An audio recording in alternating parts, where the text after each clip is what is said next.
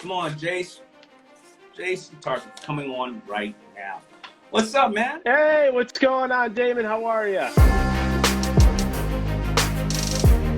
Reality star, the pivot. You know. I always say that I think all of us. I've lived 20 lives because I've pivoted constantly. And right now, everybody watching you and watching me are in the middle of pivot. They're like, some people are like, man, I worked on this business for 20 years and I was finally about to retire, take money out, and guess what? There's nothing there. Why did I even do this, right? Some people are like, I wanted to start a business for the last 20 years, and you know what? I just invested on somebody else's dream for the last 10 or 15 years. Right. I'm going to do my own.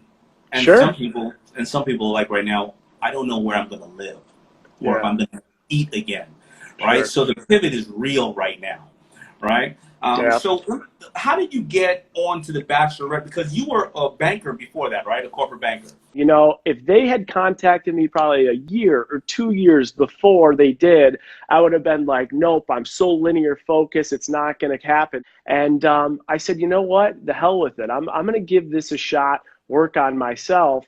And ironically enough, typical myself, I formalized this detailed memo to my boss. And in this memo, I went through old shows talking about like the elimination schedule. And I was like, listen, it's likely that 80% chance I'm back within 2 weeks. There is a 60% chance I'm back within 4 weeks. And I went through this whole breakdown of when I would likely be back to work. And it went up the chain all the way to the president of the bank. They approved me to go on the show, and I took a wild detour that's kind of changed my life dramatically and went on ABC's The Bachelor. What if I had just heard that story and I said, how many people here would take you seriously if you're a banker and then all of a sudden you're like, well, I want to go on The Bachelorette? I mean, for sure.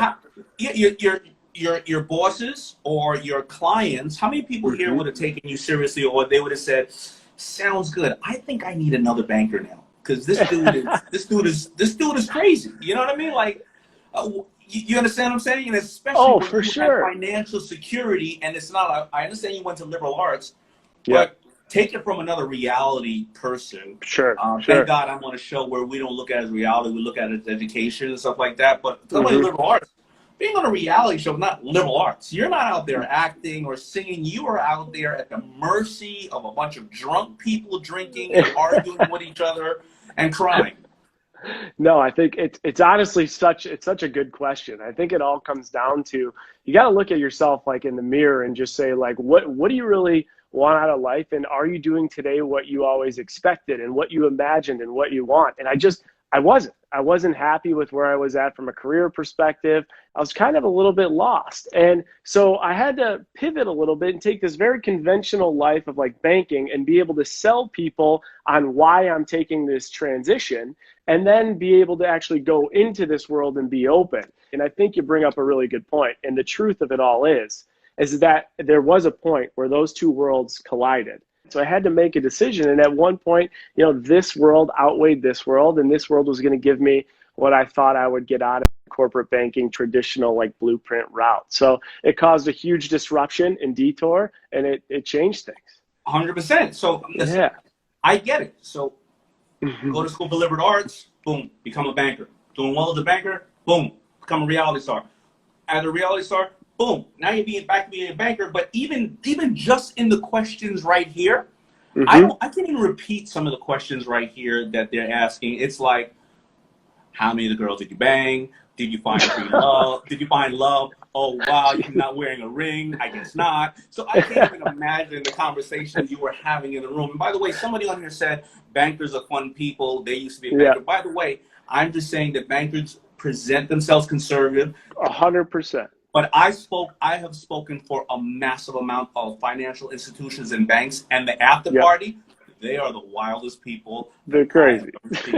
They get it in. I know already. I guess crunching all those numbers, give them all that anxiety. And teachers too. Woo! But anyway. And teachers. You go back into this world. Now, I mean, most of us right here would have said, now I'm going to go back in this world, and now I'm either the joke, or I can't get to my business because they want to know so much about this, or maybe now that you have a little bit of fame, they want to talk to you more, because if you really think about people, they just want to be around people they're comfortable with and they like to talk to. And I know Magic Johnson always says, he goes, I hate stars, athletes that walk in a room and somebody wants to talk about their athleticism or their history, and they go, no, Sure. I'm not here for that. Magic says, I like to walk in there and I tell them the stories about fights with Larry Bird and all this type of stuff, and the scariest times of my life, and contracting AIDS and stuff like that. And then after about 20 minutes, I go, all right, guys, we've talked about this. Now let's get down to some business. And people are like, yeah, let's get down to some business. Let's do it.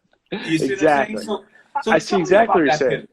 Well, I mean, you touched on so many important things right there. And first of all, I think one of the things that I hear when I hear the Magic Johnson story, and I hear some of the stories I've heard from you in previous podcasts, and something I learned after I went on a reality TV show, is that vulnerability is the most efficient tool in the world, whether it's business, whether it's professional, personal. The more open and honest you can be with yourself and with others, the more you're going to empower people to do things, and people could realize we're not these robots, right? There is this world that this message that I want to get out there. If there's one thing I get out there, it's like, break this damn blueprint that society has asked us to all adhere to. I was running this blueprint that's been put in place. And I think one message I've learned through all of it is that we need to break the blueprint, because this traditional blueprint that's in place just isn't working. I think that was a perfect point, because I want people right now, the slate is pretty much clean for most people, and they can restart their lives, reset their lives, readjust their lives. What are they going to do to add their twist of what it is that they are to what they want to be? And I'll give you an example. When we came out with our clothing brand, there were a few people out with clothing brands, and I look up to Carl Kanai and Cross Colors and Walk Away, a couple of people, but it never was really done in my neighborhood. And when and a lot of my friends were kids who were hustlers and drug dealers, and trust me, I know that obviously I'm a little bit older than you, but in 1988, 1989, and rap and hip hop, I was selling to rap and hip hop kids, right? Yeah. At that time, that was a very homophobic culture, right? That was cool, right? To say you're gay or you're a homosexual. We don't do that, right? And at that time, clothing was really only done by men that you see are like Versace, and men who are a little flamboyant, right? And who happen to be from Europe. And, so when I started to say to my drug dealer friends, I'm not selling drugs. I will not sell drugs. I got a pattern of strawberries that I'm going to make into hats right now. They stopped hanging out with me. They thought I was gay. Right. So I had a couple of issues with that. First of all, I don't want to sell drugs. I don't need to hang out with you. Second of all, I'm not gay. And if I was gay, I would have no problem with that. Who cares about person's sexuality? And third of all, I'm having fun. And by the way, when I'm selling those hats and T-shirts, I'm actually meeting a lot of girls, right? So it's working out. It's all working out for me. It was a secret, and they didn't know. I was going onto the video sets and putting the shirts on rappers, and then talking to the video girl and eating all the food that was on the sets. I was having a good time. So what I did was I retrained myself of the way that the business should be perceived. Why can't a young person of color make clothing who are straight, who does not care about people's sexuality? And that's where I am.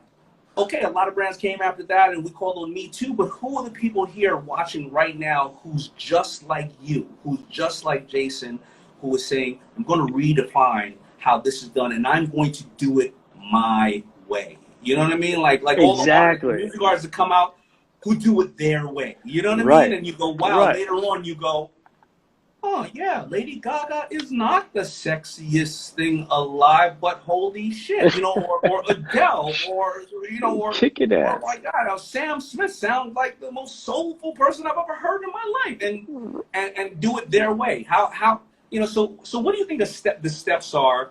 Are there any steps when you're doing inventory on yourself and saying I'm going to do it my way? Because I know you said you were very analytical on how you sent it up to your boss. So if we think right now, how do you give somebody some steps right now to do it their way? Change is constant, right? It's consistent. And if there's one thing we learned through this pandemic, it's that change is never going to stop. We, as opposed to letting change be a deterrent, to take us down, to derail us, we have to use it, I think, as an opportunity to move forward. We have to use it as a launch pad to move forward. The first step here is to realize that change is a good thing. It can create new opportunities. This whole quarantine process, I've totally changed the way I'm doing things, and I've started a company through it. One thing that I just think is so remarkable, Daymond, is the way that you grew your career, right? But then once you grew your career and you became the CEO of FUBU and founder, and you blow up over $6 billion in sales, you then go on to the next thing. And then you go to the next thing. So I use the word launchpad, but I look at launchpad and I'm looking at the guy who,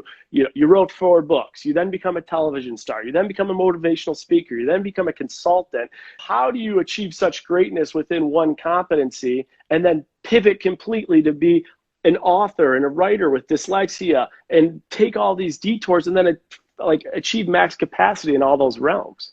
I think you're right. I think you first of all have to know your why and why do you want to do it, because like I said, I had that challenge when I was starting off with the t-shirts, and then when I wanted to write books, a lot of people said, I'm not going to help you with a book because you're dyslexic. How can a dyslexic person write books? And I just knew that I had to put 10 times more of myself into it. However, I also knew one thing: the books that are written, often they were books that were super analytical, really big words, super scientific. And I'm like, man, I just want to know how to become successful. I want you to talk to me like me and Cuban and I, or Barbara and I, or Richard Branson and I, or chilling at dinner, having some drinks, and and be like, yo, so all right, so what do I do when I make my first million? I don't want to hear, I don't want to hear, here's a line, here's the this, that, over years. I don't want to hear that. Just talk to me simply. And that's when I knew that being dyslexic, I can speak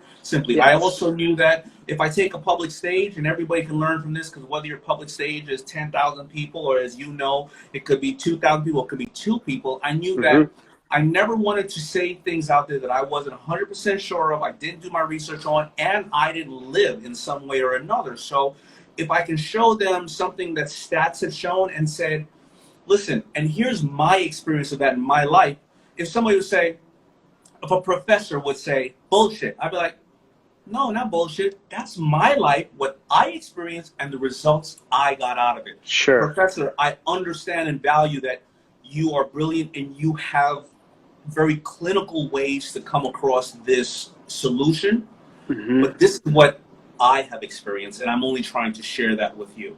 For sure. So I find that I did it for a passion. I took inventory of where are my assets and liabilities. My assets are that I've experienced these things. My liabilities are I can't speak about it on a super high clinical PhD level, so I'm not even going to try. And I think when people try to go out there and press others, like you said, the blueprint of what they're supposed to do, I think that is where they hurt themselves. However, I also found that walking into the room, like you said, with compassion. When I speak at the big schools, I always say it before. And I told people this before. When I open up, I go, I'm not here to talk to you about micro and macro financing of the globe. I'm here to talk to you about what I've experienced and how you can apply this, because all the professors in this room, they can teach you that on a PhD level. I even have more that I can learn from these amazing professors. So thank you, professors, for sharing this with our students. And you know what the professors do? They start sitting up in their seats. So